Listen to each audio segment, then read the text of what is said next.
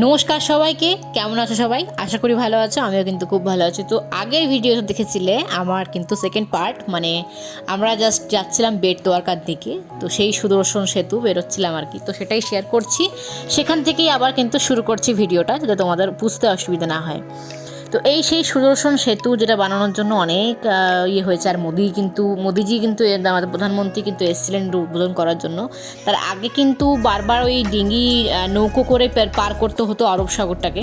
তো ওটা খুব কষ্টকরই ছিল এবং ওটাতে অনেকটা সময় বেশিক্ষণ মানে অনেকটা সময় চলে যেত। তার জন্য কিন্তু এই সেতুটা অনেক দিন ধরে তৈরি হচ্ছিল। তো সেই সেতুটা কিন্তু অবশেষে আমরা পার করলাম, মোটামুটি পার করে এসেছি। তো বেট দ্বারকার কোনো ভিডিও তুলতে পারিনি, কারণ বেট দ্বারকা ঢুকতেই আমাদের মোবাইলটা জমা দিতে হয়েছিল। সব থেকে বড় ব্যাপার, বেট দ্বারকার নিয়ম শৃঙ্খলা সেগুলো খুবই আমার চোখে লেগেছে। মানে এগুলো ভালো লাগেনি আমার একদমই। মানে সত্যিই ভীষণ খারাপ লেগেছে আমার এটা দর্শন করতে গিয়ে, যে বেট দ্বারকার নিয়ম শৃঙ্খলা একদমই নেই। মানে লাইনটা যেখান থেকে শুরু হচ্ছে, একদিকে মেয়েদের ভাগ করে দিচ্ছে, একদিকে ছেলেদের ভাগ করে দিচ্ছে, অবশ্যই লাস্টে গিয়ে সেই ছেলে মেয়ে একই হয়ে যাচ্ছে। মানে কী যে হলো কিছু বুঝতেই পারলাম না। আর মানে এতটাই দেরি হয়েছে আমাদের দর্শন করতে। খাওয়া দাওয়া নেই, সকাল থেকে ওই চলছে ওইরকমভাবেই দেশে। একদম আমরা সারাদিন না খেয়ে দিয়ে একদম কিন্তু দর্শন করেছি। আমরা ঠাকুর দর্শন করে আমরা কিন্তু বেরিয়ে খাওয়া দাওয়া করেছি মোটামুটি দুপুরবেলাতে। ওটা সব থেকে কষ্টকর। কিন্তু বেট দ্বারকাতে শ্রীকৃষ্ণের সাথে সুদামার সুদামার মন্দির আছে ওখানে বেট দ্বারকাতে। তো শ্রীকৃষ্ণের সাথে সুদামার কিন্তু ওখানে ভেট হয়েছিল কিন্তু জায়গাটার নামে ভেট হয়েছিল বলেই জায়গাটাকে বেট দ্বারকা বলে, BET, বেট দ্বারকা বলে।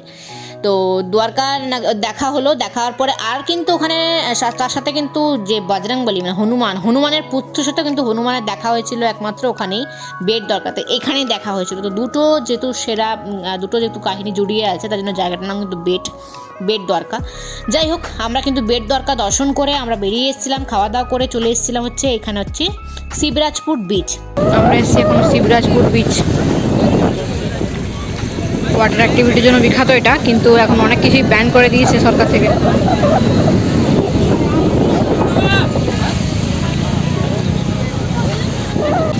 আগে এগুলো সব হতো, স্কুবা ডাইভিং হতো, স্পিড বোট হতো, paragliding, jet ski boat, island, dragon ride, banana ride.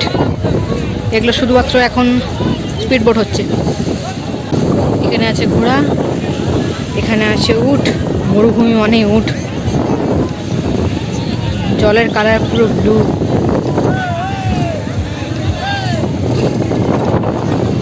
প্রথমে ভাবলাম ভয়েস ওভার দেবো, কিন্তু না, দেখলাম যে ওখানে গিয়ে যখন কিছু কথা বলেছি, যখন সেই কথাগুলো শেয়ার করি, কীরকম হাওয়া চলছিল তোমরা সেটা দেখো। এবং সত্যিই কালারটা এত সুন্দর ব্লু কালার।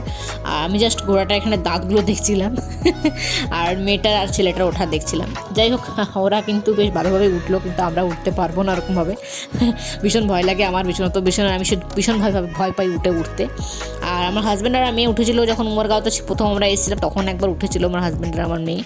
তো সাংঘাতিকভাবে ওঠা কষ্টকর এটার জন্য, আর এটাতে চড়ে থাকাও ভীষণ কষ্টকর। দেখো যে লোকটা সে কিন্তু হাত ধরে দাঁড়িয়ে আছে ওখানে।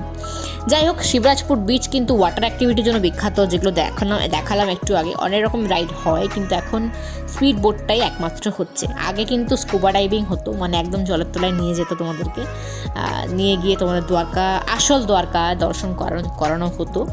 কিন্তু ওটা আসল দ্বারকা নয়, আমি যেটা বলবো। অবশ্যই আসল দ্বারকা অনেকটা বিস্তৃত, অনেক জায়গা জুড়ে আরব সাগরের জিনিসটাকে তৈরি করা হয়েছিল, দ্বারকা নগরী তৈরি করা হয়েছিল। কিন্তু সমুদ্রদেবের যে মন্দির, সেই মন্দিরের পিছনেই ঠিক ছিল দ্বারকা আসল দ্বারকা নগরীর। তো সেখানেই আমি জানতাম যে আসল দ্বারকা নগরী সেখানেই ছিল। জানি অনেকটা এলাকা জুড়ে ভগবান আশীর্বাদ দিয়ে কিন্তু ওখানটা দিয়েছিল, অনেকটা জায়গা জমি দিয়েছিল কৃষ্ণকে ঘর করার জন্য, যা রাজ্য তৈরি করার জন্য। যাই হোক, আমরা এখন এসেছি রূপকিনী টেম্পল। এই রূপকিনী টেম্পলের কিছু কথা তোমার সাথে শেয়ার করছি। সেটা হচ্ছে যে এই যে রুক্মিণী হচ্ছে শ্রীকৃষ্ণের ওয়াইফ, মানে শ্রীকৃষ্ণের বউ। তো এক সময় দুর্বাসা মুনিকে তারা নিমন্ত্রণ করতে গিয়েছিল। তো নিমন্ত্রণ রক্ষা করার জন্য দুর্বাসা মুনি বলে, হ্যাঁ ঠিক আছে, আমি যাবো তোমাদের বাড়িতে খাওয়া দাওয়া করতে, কিন্তু আমার শর্ত হচ্ছে তোমরা দুজন, মানে স্বামী স্ত্রী দুজন, কৃষ্ণ এবং রুক্মিণী দেবী, তোমরা দুজন আমাকে নিয়ে কিন্তু রথ টেনে কিন্তু আমাদেরকে নিয়ে যাবে। তো সেটাই স্বীকার করেছিল শ্রীকৃষ্ণ এবং রুক্মিণী দেবী। কিন্তু তারপরে ঘটনাটা ঘটে মধ্য রাস্তাতে রুক্মিণী দেবীর ভীষণ জল পিপাসা পায়।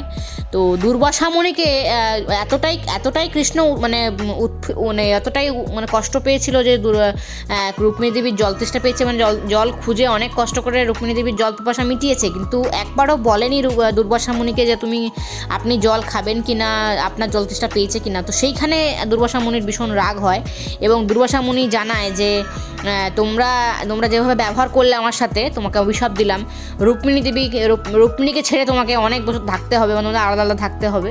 তো রুক্মিণী দেবী 12টা বছর কিন্তু এই রুক্মিণী মন্দিরের এখানেই কাটিয়েছিলেন, রুক্মিণী টেম্পেলটা সেখানেই গড়ে উঠেছে। তো এখন যেটা দেখছো এটা পরের দিনের সেকেন্ড দিনের দর্শন, তো সেটা শেয়ার করছি আমার সাথে। যাই হোক, সেই অভিশাপ থেকে কিন্তু এখানে জল দান করা হয় অভিশাপ করার জন্য। এখানটার জলটাই হচ্ছে মাহিত্য, এখানে গিয়ে জল পান করতে হয় এবং জল পান করলে বলে নাকি অনেক রোগ জ্বালা সব মিটে, এবং এখানে জল দান করলে নাকি পিতৃপুরুষরা একদম ডাইরেক্ট ওখানে গিয়ে জলটা একদম পৌঁছায়, যেটা শুনলাম।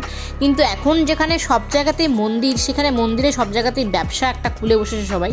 কিন্তু অবাক করা বিষয়, দ্বারকা মন্দিরে সেটা কিন্তু কোনো ব্যবসা আমি দেখলাম না, কোনো রকমভাবে কোনো ব্যবসা নেই। যেরকমভাবে ব্যবসা ছিল না আমাদের শিরডি সাই বাবাতেও, সেখানে একই রকমই দেখলাম, ভীষণ ভালো ব্যবস্থাপন্ন, এবং দ্বারকাধীশের মন্দিরেও কিন্তু সেরকমই দেখলাম, ব্যবস্থাপন্ন খুবই ভালো। হ্যাঁ, কোনো এরকম কোনো আমার পয়সার কোনো লেনদেন নেই যে তোমাকে পয়সা দিয়ে লাইন ঢুকতে হবে, এরকম কোনো ব্যাপারই না, ঠিক আছে। তো সেকেন্ড দিনের দর্শনটা আমাদের অসম্ভব সুন্দর হয়েছে, মানে যে দর্শনটা তোমরা একটু আরতিটা দেখলে, ওই আরতিটার টাইমটাতে কিন্তু আমরা পৌঁছেছিলাম। আর এমন লাইনটা আমার হাজব্যান্ড ধরিয়েছিল, সকালবেলা যদি ওরা এসেছিলো জন্য ওরা বুঝেছিল যে কোন লাইনটা ধরলে একদম ঠাকুরের চরণ আমরা স্পর্শ করতে পারবো। তো যাই হোক, রুক্মিণী দেবীর মন্দিরের যে কাহিনী সেটা বললাম, 12টা বছর কিন্তু শ্রীকৃষ্ণের সাথে আলাদা থেকেছিল, তার জন্য কিন্তু রুক্মিণী দেবীর মন্দির দ্বারকাধীশের মন্দির থেকে অনেকটাই দূরে, অনেকটাই বাইরে, মানে দ্বারকার থেকে বাইরে মন্দির হচ্ছে রুক্মিণী দেবীর মন্দির। এটা নাগেশ্বর জ্যোতির্লিঙ্গ, সেই ছবিগুলো সব শেয়ার করে দিলাম, কারণ ছবিগুলো আমার কাছে রয়ে যাচ্ছিলো। ভাবলাম এটাতেই কিন্তু দ্বারকার যে ঘোরা, আমাদের দ্বারকাধীশের যে ঘোরা, দ্বারকার যে পুরো দিনটা ঘোরা আমাদের কিন্তু কমপ্লিট হলো আজকের ভিডিওতেই। তো এখানে ছবিগুলো দিয়ে ওই জন্য পোস্ট করে দিলাম, কারণ আমি ছবিগুলো পরের ভিডিওতে আমি সোমনাথের ভিডিও নিয়ে আসবো, তো ভাবলাম যে না, এখানেই সমস্ত কিছু পোস্ট করে দিই, তার জন্য সমস্ত কিছু ভিডিও ছবি সমস্ত যা ছিল আমাকে সব শেয়ার করে দিলাম, তোমার সাথে শেয়ার করে দিলাম।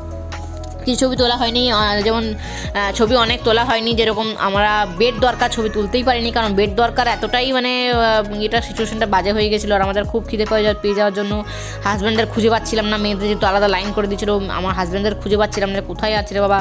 হ্যাঁ, ওদেরকে অনেক কষ্ট করে খুঁজে পার করতে পেরেছি আমরা। আমার মেয়ের খুব পা ব্যথা, আমার এমনিতেই পা ব্যথা, পায়ে বেশিক্ষণ দাঁড়াতে পারছি না, খালি পায়ে, সব টোকেন ওদের কাছে ছিল, মানে আমার একদম অসহায় অবস্থা, মোবাইলটাও যখন নিতে পারছিলাম না, মোবাইলটাও ওদের কাছে, টোকেনটা ওদের কাছে, তাহলে কোনো ভিডিও তোলার আমার কাছে কোনো সাহায্যই ছিল না, ভিডিও তুলতেই পারিনি আমি। তো ওই জন্য তোমার সাথে বেড দরকার কোনো কিছু ছবি শেয়ার করতে পারিনি আমি, বা বেড দরকার কোনো ভিডিও তুলতে পারিনি আমি। বেড দরকারতে মেন হচ্ছে চাল নিয়ে যেতে হয়, চাল হচ্ছে ওখানে সবথেকে বড় একটা প্রসাদ, চালটা তোমাকে বাড়ি থেকেই নিয়ে যেতে হবে বা ওখানেও কিনতে হবে, কিন্তু ওখানে চালগুলো বিশেষ ভালো না, সব সাদা সাদা চালগুলো কীরকম দেখতে, যেরকম অনেক পুরনো হয়ে গেলে যেরকম চাল হয় আর কি। যাই হোক, তো আমি বাড়ি থেকে চাল নিয়ে গেছিলাম, সবার জন্য শেয়ার করেছি, চালগুলো সবাইকে দিয়ে পাঠিয়েছি চালগুলোকে। চালটা নাকি বলে যেন অন্নপূর্ণার মতো আর কি কাজ করে, তো তুমি যদি চালটা ঘরের যে চালটা ব্যবহার করো, সেই চালটার মধ্যে তুমি যদি মিশিয়ে দাও, কখনোই নাকি চালের অভাব হয় না। তো ওখান থেকে সেই চালটা আমরা পুজো করে নিয়ে এসেছি, তো সেই চালটা আমার বাড়িতে এসে মিশিয়েছি, সবাইকে দিয়েওছি, বাড়িতে মারা নিয়ে গেছে, সবাইকে সেটা দিয়ে দেওয়া হয়েছে। যাই হোক, এই হচ্ছে আমাদের দ্বারকাধীশের মন্দিরের সমস্ত ছবি শেয়ার করে দিলাম। আমার দ্বারকা ভীষণ ভালো ঘুরেছি, সেকেন্ড দিনের দর্শনটা খুব সুন্দর হয়েছে, এবং ঠাকুরের পা ছুঁতে পেরেছি। সবাই চাইলেও কিন্তু পারে না ওই পাটা ছুঁতে। যাই হোক, পা ছুঁতে পেরেছি, অনেকক্ষণ মন ভরে ঠাকুরকে দেখেছি। চলো, ভিডিওটা শেষ করার আগে আরেকবার দর্শন করে নাও। জয় দ্বারকাধীশ। ভিডিওটা কিন্তু এড করে দিচ্ছি, ভালো লাগলে অবশ্যই লাইক করে দিও। দেখা হচ্ছে পরের ব্লগে, ততক্ষণ তোমরা খুব ভালো থেকো। অল টাইম স্মাইল করতে ভুলো না, smile is the best medicine. যে কোনো পরিস্থিতির মধ্যে ঠাকুরের কিন্তু নাম করতে ভুলো না। জয় দ্বারকাধীশ বলে কিন্তু আমি ভিডিওটা আমার এড করে দিচ্ছি, কেমন লাগলো অবশ্যই কমেন্ট করে জানাতে ভুলো না। পরের ভিডিও আসছে খুব শিগগিরই, আর পরের ভিডিও আসছে অবশ্যই সোমনাথের, তো সোমনাথ যাবো আমরা কালকে, তো সেই ভিডিও কিন্তু শেয়ার করবো অবশ্যই। পাশে থেকো আমার সঙ্গে থেকো। দেখা হচ্ছে পরের ব্লগে। টাটা, জয় দ্বারকাধীশ।